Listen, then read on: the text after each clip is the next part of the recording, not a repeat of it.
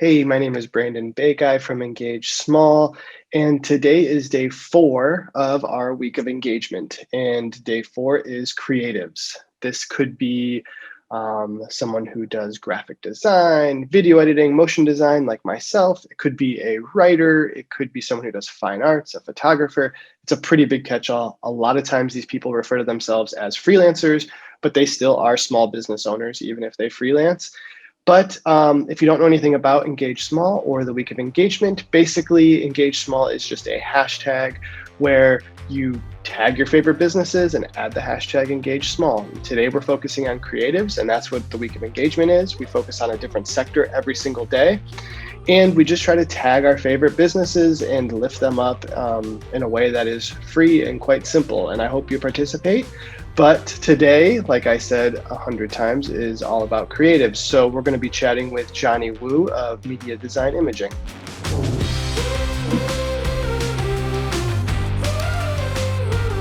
Hey, so I'm here with Johnny K. Wu of Media Design Imaging. Thanks for doing this, Johnny. I appreciate it. Thank you for having me here. So, Media Design Imaging, what does that do? We started this business. I originally back in 1998. We mostly do video production, editing, shooting commercials, shooting independent films, and doing event producing.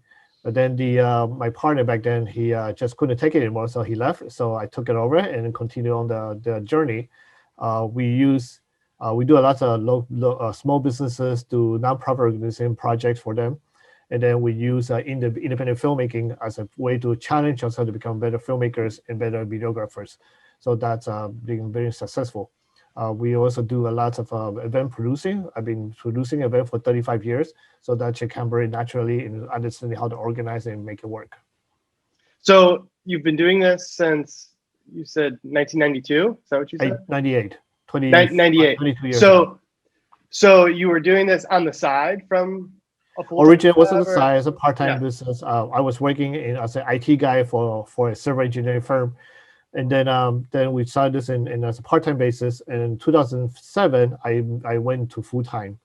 Okay. We've been very fortunate enough back then is we do have lots of clientele, but it's kind of interesting that I didn't promote myself too much. We actually just have people referring us to the other people, the other friends and families. And so this is how we got our business going on at the same time. So when you said your partner, he couldn't take it anymore, what part of it could he not take? Was it just a lot on the side of normal work, you know? That's a very good question. He used to work for the Natural History Museum.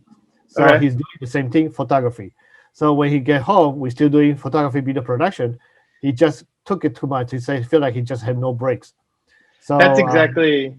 It's such a funny thing when I video edit also, and so when you go home and like a friend or a family member is like, "Hey, can you edit this thing for me?" and it's like, "Oh, I will carry dirt for you, but the last thing I want to do is edit another video." You know? Exactly. So he just couldn't handle it anymore. So he's like, "Okay, I'm gonna move on with my life." So that's what he did. But now he's kind of doing video production full time. So for a company, so it's kind of funny. It keeps coming back. Yeah, Yep. That's good. So you kind of talked about how you launched. So what made you decide, where was that tipping point where you decided I'm going to take this full time? I decided to take this as full time because we shot a movie in 2005, a feature length movie. We shot it in 11 days, 5 days here and 5 days in Port Clinton. So Once I was done and shooting it, I just started to edit up together. And while editing that, I just don't have any more time to go back to work. And I actually requested the company, the civil engineering company, to put me part-time basis instead of full-time. They're okay with that because they're really not much to do in IT work unless there's problem with the computer. But nobody have problem with the computer all this time. So I took the time and started editing the feature film. And then realized that, while doing that, notice I'm getting a lot of phone calls and email, people wanting me to help filming the little small video here and there. And I said to myself, maybe I just do it full time. So I told the company, said I'm not going to come back anymore. They're good friends, so they understood. And I just went for a full-time base. I have a small business studio in downtown East 40th Street back then. Part of the Creative House studio. They had a green screen facility, and I had my editing suite in the back there. Um, and then just moving forward, just got some good clients and some people coming here. I think the one of the niche I had because I speak Spanish and Chinese, so that was the draw for different type of business where clientele need to get a different languages done or different market done, so they can hire me to do that market. That's amazing. So you do a lot of live events, producing not only video but also live events. So Yes, what are your kind of biggest events that you've put on in the past and that's going several. forward? In 2001, I did an event in LA. Let me see if I can find a flyer. I have it here somewhere. Yeah, give me a second. There you go. I put this event together. Okay, that's awesome. So it's called Charity Jam. It's a event to raise money for charities. So I was hired as a logistic manager, and then yeah, he was performing. And we have a bunch of different people: Alicia Keys, Kevin Bacon, and Michael Bacon, Uncle Cracker. They all perform at the little cramped place over there in Hollywood. That's probably one of my biggest success. We drew about 5,000 people at the event. Actually, the place that you couldn't even walk just because it's shoulder to shoulder pack, and I think we raised about $250,000. But later we found out. Wow. Later I found out that I found out that the person who hired me was embezzling money from his township to do this. So he got arrested. Then he got put in jail. Now he's living in Hawaii, of all places. That was that. Perfect. And then about 11 years ago, no, in 2010, I started the Cleveland Asian Festival. Co-founded that with Lisa Wong and Vi Hun. We put together this event. We started drawing 10,000 people the first year, all the way to almost 50,000 people the last time we did, 2018. And we're having a virtual one this next Saturday, in May 22nd at 10:30 in the morning. We're going to do a virtual of the for this year Asian Festival. So that got very successful and drew lots of people, drew lots of sponsors. Everybody in the city of Cleveland and knows who I am. So it's kind of cool. Then I got, because of the success of that, I got hired to do the Cleveland Cultural Gardens One Word Day event. I have been doing that event since 2015. So this is my 6th year doing it. They love me so much, they just keep asking me back, which is a challenge because the whole environment is very much a seniors and a Caucasian environment.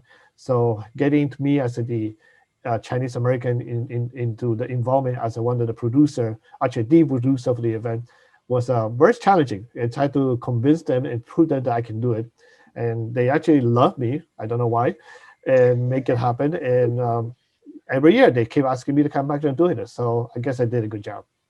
That's awesome. And so you said the Asian Fest is next Saturday on the 22nd. But where Yes. can people find that online? You can actually go to YouTube or you can go to Facebook. The YouTube will be Asian Cleveland Fest, and now you can be able to find it there. It's going to live there. You can live on Facebook. You can actually see on my Facebook through my timeline or my company timeline, and anywhere that I possibly available, it will be there. So it's going to be Perfect. 90 something minutes long, but it will be a lot of showcase of a lot of talented stuff we have in Cleveland. That's awesome. Yeah, we will share links to that too, because Thank you. that's really amazing. So when it comes to small business, there's a lot of learning that goes along the way. It doesn't matter how prepared you are when you start one, you're gonna hit some bumps. So what do you wish you knew when you started that you know now? Did I word that very well? What do you know now that you wish you knew then? How about that? That's a better way. Okay, so I wish I knew then to make sure everybody sign paperwork. Doesn't matter who they are, even your friends. You don't want to say, sure, no problem, I'll do this for $300, and then the whole non-agreement comes up, and then you just keep doing the work, and you just get paid $300 and nothing much. And if you ask for more money, they'll say, sorry, that's all the agreement we had, and then you had to eat the bill, and it's very very difficult. And also, I have friends that I did work for and then never got paid because they just feel like uh, they can get away with not paying me because we are friends. So that kind of stuff happens a lot. And we also one time have a client who I didn't even have paperwork signed because I was just doing for helping her for a fast food restaurant, also as a in a food court restaurant for their marketing. I did the job, they love it, they use it, but she refused to pay me. She find every kind of excuse possible. So learn my lesson and realize that I should put everything in writing. Everything had to be signed, and sometimes I I market the deposit. I shouldn't say this, but I'm going to say it anyway. I market the deposit a little bit higher, so if I get turned down or the person doesn't pay me, at least I am covered. Absolutely. Well, and that's what I mean. I think it's about that cash flow or the just making sure business runs smoothly, and that's I think that can be very smart. And raising that percentage, Yeah, I think when I started out, I was asking for like 5 or 10%, and it's like, well, that's not really enough to right. have a piece in the game. So yeah, I think that's great. I think it's funny too when you mentioned just having like a contract with friends. I think doing work for friends and family can be the trickiest thing because Yeah, although it seems simple, it's if things go sour and you don't have a contract, even if they pay you, you've now you risk losing a friend, which is like even worse. So it does make things a little. It can feel awkward to say like, well, right, let's just sign this right. contract, but I think it's totally fair to say, you're going to pay me this. You've already agreed to that. So let's just write it down. And then I'm going to give you this. And it's good. And everyone's Yeah, happy in the end. There's no problem with doing that. I think exactly. One that's of the my best way. friends is an attorney, and she always very good friend, and she always tell me business is business. So every time I had to do something with her, everything in writing, and then she would make it much the agreement was always favorable to her more than to me. So I had to argue like crazy until we have a common ground to compromise for each other, and then that's how it is. But we're still friends because we understood that's business is business. We don't want to overstep each other's toes. And you're respecting somebody. And I think that shows that you showing that respect for each other is, I think, what will continue to propel your Right. friendship, family relationship, whatever it Exactly. is. Yeah. That's awesome. So when it comes to at Engage Small, we're definitely all we promote engagement online, Mhm. interacting with small businesses, and in a way that we always encourage things that don't cost money but benefit a business somehow. Because I Right. think yes, we can all shop somewhere, but we've seen like when the economy turns, it's really hard to lift up a business financially. So what can we do in the meantime? So when it comes to engaging with people who you work with, how do you like to do that? What benefits you the most? What's most enjoyable for you? So what I do most of the time is I share lots of information on social media, information about what can do better for business, what can do better for filmmaking, some tips and tricks and here and there. I do every month 2 live streams about different products and they to showcase people about that, and that make people have an interest to see that I'm willing to provide and share my insight, my knowledge in return for nothing, and that also make them feel like they have more respect for me. And because of that, I actually get some jobs. For recently, I just got an editing job from someone from Instagram who saw my post and said, you know what, I need an editor, so I'm gonna hire you to do some editing, out of nowhere. I don't know the guy. I don't know where he's from originally, but then we talked through Zoom, and I got to work, and then being actually my computer is working right now, analyzing the footage. So yeah, that's happening a lot lately. And I also joined another social media platform called Clubhouse. It's a social. Ignore my cat. He always likes Zoom bombing. That's unfortunately. It's 18 years old and very spoiled. So yes, Cute. I joined Clubhouse. It's a audio-based social media platform where people actually talk to each other via voice and get to learn from each other. And it's always about sharing knowledge. And that had brought in a lot of different interesting friends and people that I get to know. One day we were in a room and talking about filmmaking stuff. Suddenly I got a notification that I got paid $5 for my knowledge. Like, who just gave me $5? It's nothing, but it was surprised me. But kind of stuff like that happens a lot in Clubhouse now, where you actually get paid for your knowledge. It's kind of interesting. At the same time, it knows that people actually respect who you are, and that's how I engage. Where I make sure that people get to know who I am, will get to hear my messages, and then in return they like to work with me. That's awesome. Yeah, Yeah. and that's what I mean. I think that's awesome. That's fantastic. What an angle. I know, Um, right? yeah, I think that that's. I mean, obviously, this engagement's working for you, and that's great. Like, yeah, it could just be one random project, but you just don't know how when you mention people and you send this stuff around, where Right. it could pick up or who it could get in front of. And yeah, I just think that that stuff's great. And yeah, I agree. Like, you're sharing knowledge for free is, you can learn anything you want. I'm not going to teach Yeah. anything that you can't find somewhere else, but hopefully I can put Exactly. it all in one space and give it to you in a free way. And then if you decide to work with me in the future, like, that's great. But it's all about that, just giving this Yeah. stuff and sharing what you know and helping people, and it Exactly. all I comes think we, back to you. yeah, this is the new world we're living in.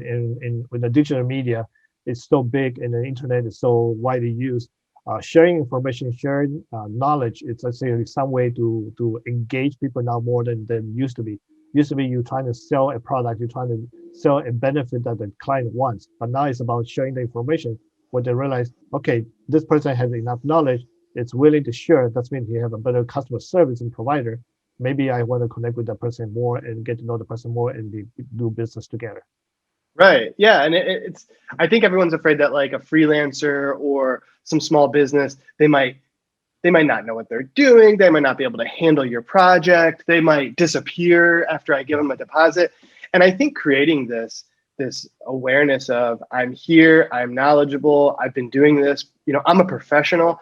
I just think Mhm. that that's just really great groundwork for someone to say, yes, we're gonna have Johnny, do our garden event because he knows what he's doing. He's Yeah. he's fully capable. Proven Um, records. Yeah. yeah.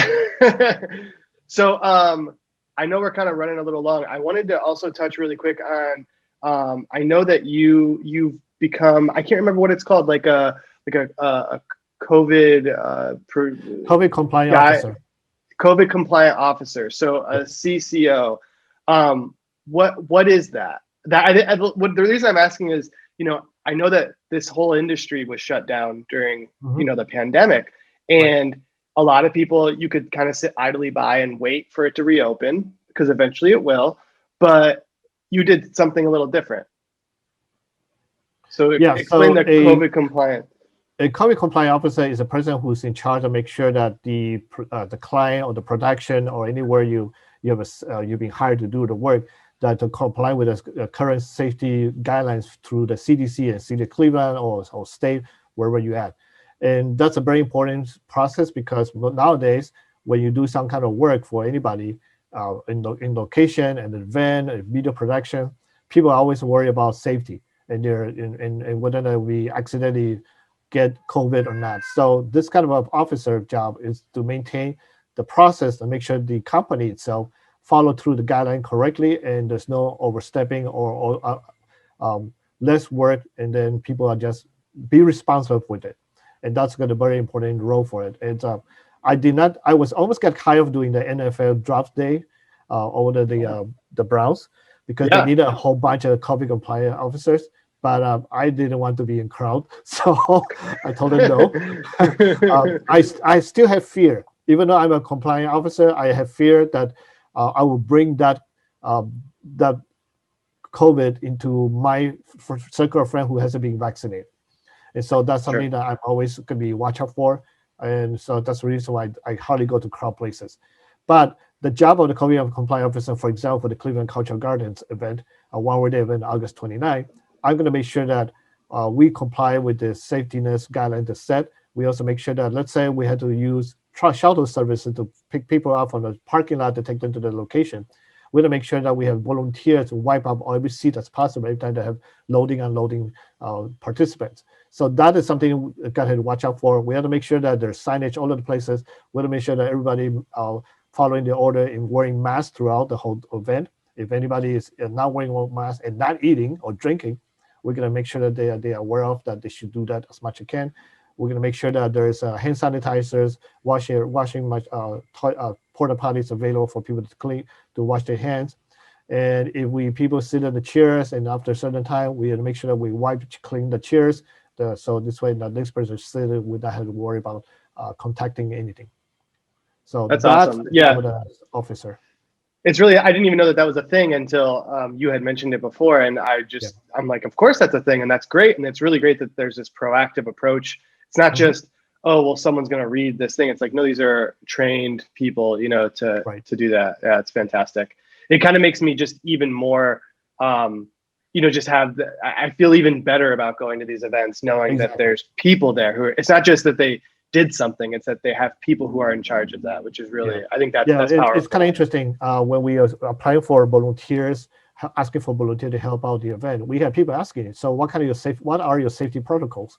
So Right. when they find out I'm a compliant officer, they're like, okay, I'm much more at ease to willing to be participating. Yeah, So that's absolutely. actually, yeah. So, okay, the last question that I have is, besides your work, besides all the things you like to do with your small business, what do you enjoy doing on your free time that has nothing to do with it? So my free time would be when I get sick looking in front of the computer editing, I walk away. Or when I'm just say like I'm done with doing any production, I want to take a break. So what I usually do is sleep. That's number one thing I do. Eat, which I love to eat. So I go whenever I'm not doing work, I just go different restaurant and try their food. The third one would be traveling. So just to get my head out of the room that I'm in here and go out and experience in life. So, and obviously I do martial arts, so that'll be always part of my life. So I'm not gonna put that as that's something I do every time anyway. So it doesn't matter. Yeah, that's awesome. Perfect. So, Johnny, thank you so much. Thank I you. wanted to say that the website is mdifilm.com. Is that correct? Yes, And at MDI Film, you're on Facebook, Instagram, you're all over the place. all over the place. You should be able to find me with MDI Film. Perfect. Easy. Thank you so much. I Thank you appreciate the for having time. me. And now I hope you go and tag your favorite small businesses. Whether they're creatives or not, I think they can all be helped out a little bit. Remember to use the hashtag #EngageSmall. You can check us out on social media, Instagram and Facebook at Engage Small. You can go over to engagesmall.com to learn more. We have a very helpful resource page. We have a blog that we're updating quite often now, and it has all kinds of resources for small businesses. It has resources for consumers who want to help lift up small businesses. Please feel free to comment on this video, comment on your own page. Just try to use the hashtag wherever you can so we can see that growth and that outreach. And that's it. I really appreciate all the help and support, and I appreciate Johnny for taking the time to chat with us today.